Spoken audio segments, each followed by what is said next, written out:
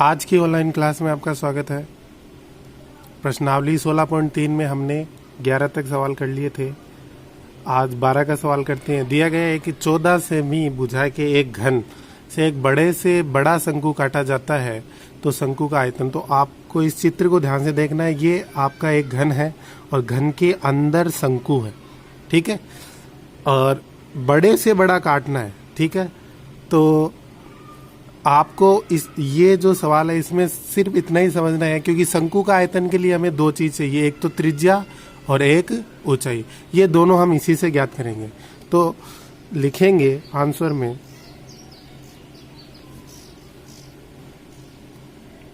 घन से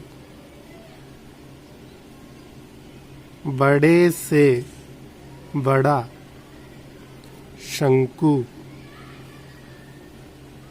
काटने पर शंकु के आधार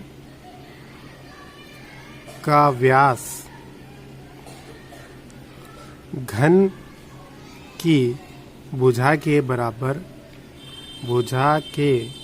बराबर होगा। बस यही आपको समझना है, फिर ये सवाल बहुत आसान है। ये आप देख रहे हो, ये शंकु की ये जो घन के अंदर शंकु का आधार आप देख रहे हो। अगर मैं यहाँ से यहाँ तक इसका व्यास बनाऊं तो ये पूरा हो जाएगा। और ये भुजा कितनी है? 14 सेमी। तो शंकु का व्यास हमें पता चल गया कितना? 14 सेमी। और ये आप जो देख रहे हो ऊंचाई, ये शंकु की ऊंचाई, ये घन की भुजा। तो घन की भुजा के बराबर ही शंकु की ऊंचाई होगी। तो अब आप आराम से इसको कर सकते हो। क्या हम क्या लिखेंगे? शंकु के, तो यहां हम लिखेंगे शंकु के आधार का व्यास। हमने लिखा है शंकु के आधार का व्यास घन की भुजा के बराबर होगा, और घन की भुजा हमें दे रखी है 14 सेमी। तो हमें अब त्रिज्या चाहिए, आप आराम से निकाल सकते हो। त्रिज्या व्यास की आधी होती है, तो हम लिख दिए 14/2, यानी कि त्रिज्या r बराबर आ गई 7 सेंटीमीटर। और हमें चाहिए ऊंचाई, तो हम लिखेंगे शंकु की ऊंचाई h बराबर, ये देखिए ये शंकु की ऊंचाई है। बड़े से बड़ा काटना तो वो शंकु की घन की भुजा के बराबर होगा। तो ये भी ऊंचाई कितनी हो गई? 14 सेमी। ऐसे जितने भी सवाल आए आपको सिर्फ इतना ध्यान रखना है कि जो त्रिज्या है वो तो घन की भुजा की आधी हो जाती है, और जो ऊंचाई है वो घन की भुजा के बराबर। बस इतना बताओ तो कोई भी सवाल आ जाए ऐसा आप आराम से कर सकते हो। अब सीधा लिखते हैं शंकु का आयतन। शंकु का आयतन आपको पता ही है, 1/3 पाई r स्क्वायर h मान रखते हैं 1/3 इंटू पाई का मान है 22/7, r का मान आपके पास है 7 गुणा 7 और h का मान है 14, ठीक है। 7 से 7 को काट दिया। अब ध्यान दीजिए 3 का भाग ना 22 में जाता है, ना 7 में, ना 14 में। तो आपको इन सबको यहाँ पर गुणा करके 3 का भाग इसमें देना पड़ेगा। तो आप इन सबको साथ में लिख सकते हो, 22 गुणा 7 गुणा 14/3। तो आप इनको गुणा करेंगे और 3 का भाग देंगे तो उत्तर आएगा 718.67। आयतन है इसलिए घन सेमी या सेमी क्यूब, ये आपका आंसर। 14 का सवाल है, एक त्रिज्य खंड की त्रिज्या 12 सेमी है और कोण 120 सेमी है। इसकी सीधी कोरों को संपाती करके एक शंकु बनाया जाता है, तो शंकु का आयतन। देखिए बहुत ही अच्छा सवाल है, ये आपको ध्यान से करना है। सबसे पहले आंसर में देखते हैं। ये पूछ रहा है त्रिज्य खंड है, तो त्रिज्य खंड क्या होता है? त्रिज्याओं से बना हुआ खंड। आपको पता है वृत्त का एक ऐसा भाग जो 2 त्रिज्याओं से बना हुआ है, ऐसा कुछ होता है त्रिज्य खंड। तो इसमें कोई दिक्कत नहीं। त्रिज्य खंड की त्रिज्या, तो ये जो सेंटर यही होता है त्रिज्य खंड की त्रिज्या, ये है 12 सेमी।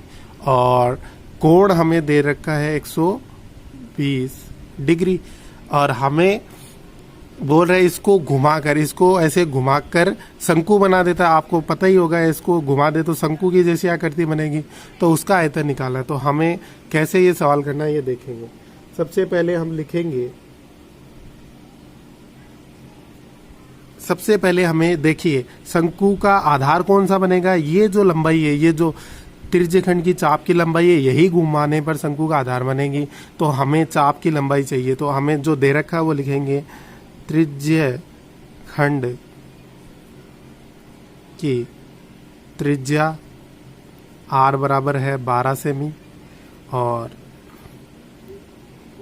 त्रिज्यखंड का जो कोण है लिखेंगे त्रिज्यखंड का कोण वो है थीटा, इसको थीटा कहते हैं 120 डिग्री। तो चाप की लंबाई का सूत्र आपको पता है, ये आप 15 की प्रश्नावली देंगे। चाप की लंबाई, चाप की लंबाई का सूत्र होता है, चाप की लंबाई को एल कहते हैं, ठीक है।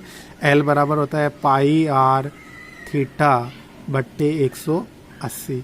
तो एल बराबर आ गया, पाई मतलब 22/7, आर का मान है 12 गुणा 12, और थीटा का मान कितना है 120 बट्टे 180 है, तो ये इसके गुणा में ही रहेगा, ठीक है, 180, ठीक है। अब आप इसको आराम से काट सकते हैं।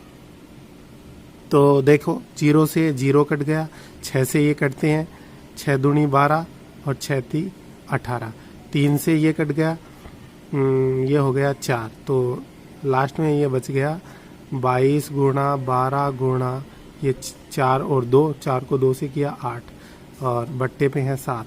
तो जब आप इसको सोल्व करोगे तो ये आएगा 25.12 सेमी, ठीक है। चाप की लंबाई सेमी में होती है।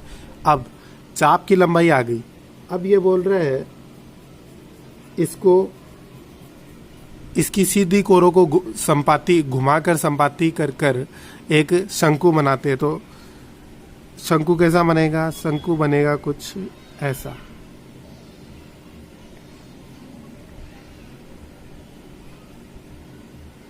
ठीक है। ये इसका शंकु बन गया। तो यहां पर आपको ध्यान देना है,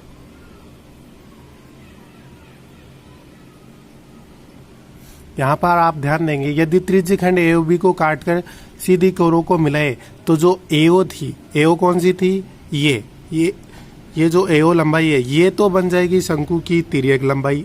तो ये AO बराबर L तिर्यक ऊंचाई बन जाएगी। और जो चाप AB था कौन सा? ये चाप, ये घुमाने पर बन गया वृत्त का पूरा आधार की परिधि। तो अब हम इसको आसानी से ज्ञात कर सकते हैं।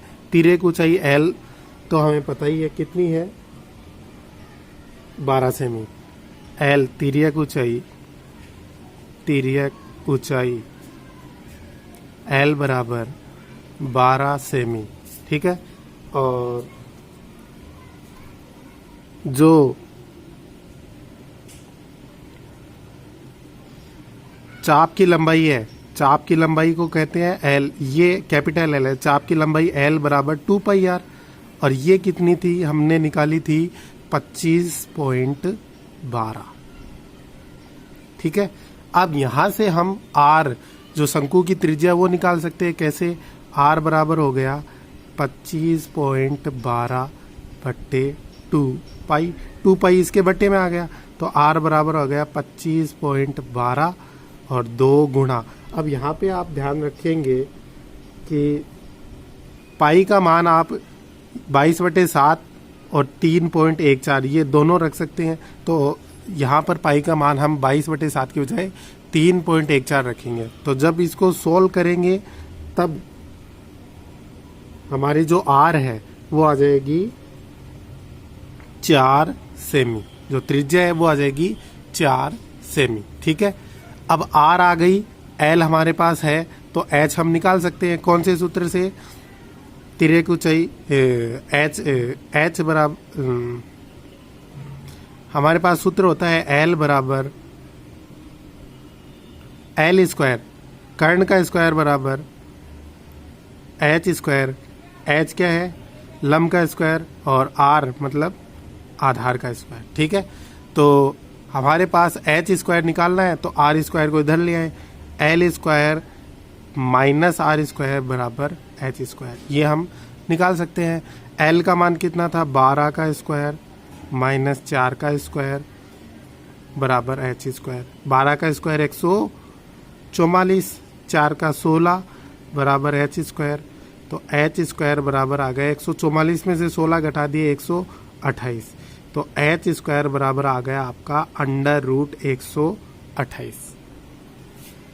तो एच 128 का अंडर रूट करते हैं तो अंडर रूट आपको निकालना पड़ेगा, वो आएगा 11.31 सेमी। ठीक है, अंडर रूट निकालना आपको आता ही है।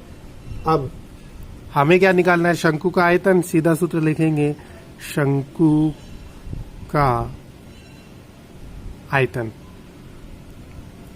शंकु के आयतन का सूत्र आपको पता ही है, 1/3 पाई आर स्क्वायर एच। 1/3 ऐसा कैसा, पाई का मान आप रखेंगे यहाँ पर 3.14, 22/7 भी रख सकते हैं। आर का मान आप, आर हमने निकाली थी 4, तो 4 गुणा 4, और एच हमने निकाली 11.31।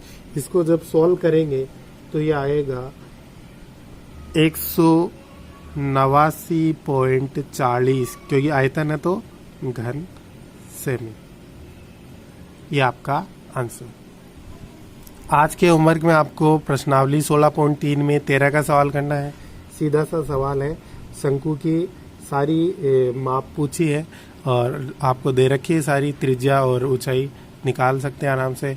और एक सवाल आपको करना है जो 12 का सवाल है, सेम वैसा ही सवाल है कि 14 सेमी भुजा के एक घन से बड़ा शंकु काटा तो शंकु की आयतन ज्ञात कीजिए। यहाँ पर आपको 14 की बजाय 42 सेमी करना है। ठीक है, 42 सेमी भुजा के एक घन से बड़ा शंकु काटते हैं तो शंकु का आयतन। ये आप 2 सवाल होमवर्क में करोगे।